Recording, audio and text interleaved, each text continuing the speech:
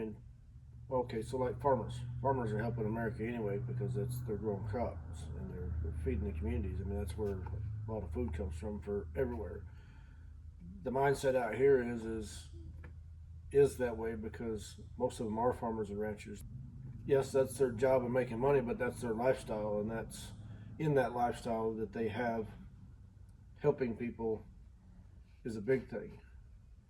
And just like your neighbors, and that's the way it should be anyway. But the only thing we get out of it is a thank you once in a while if you get that. Things like that. Any big fire, whether it be in Paxton, doesn't matter, any town around here, if they need water, somebody just calls, we'll get on the radio when we get there, whatever, or if we know who the chief is, we'll call them and say, do you need extra water?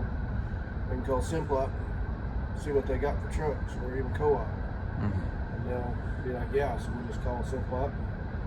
They'll get whatever trucks they can, and because usually they're either hauling water or fertilizer, it depends on what they're doing but at the time. And then they'll fill them up and then come down to where we're at. 55,000 is what it weighs fully loaded. So water gets pretty heavy then. It is, but with 8 tires and as big and wide as they are, it doesn't have any trouble going anywhere. The thing was $6,000 for that nozzle. The remote is right here on the center console. You operate it right off of that.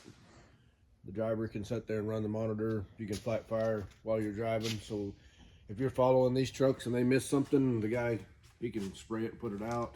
It's an 88. 88, okay. Yeah.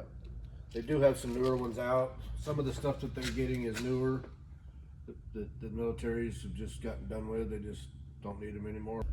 Force shop, I mean, they have everything. They've got UTVs, they have four-wheelers, they've got pickup trucks, anything that the military uses, Suburbans, everything, they have it. I mean, you just tell them what you want or what you're looking for, and they look to see if they can get it. So, I mean, it helps to be mechanically inclined. I've been working on vehicles since my uncles. That's what my uncles and my dad did. My uncle did for a living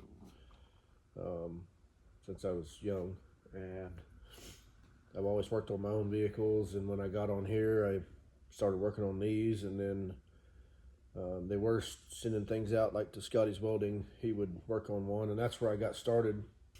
So then it was a couple of years later, the chief at the time came to me and asked me, he says, you want to get on the fire department? And I was like, sure, why not, you know? I was driving an ambulance within the first week I was on here, and I've been ever since. So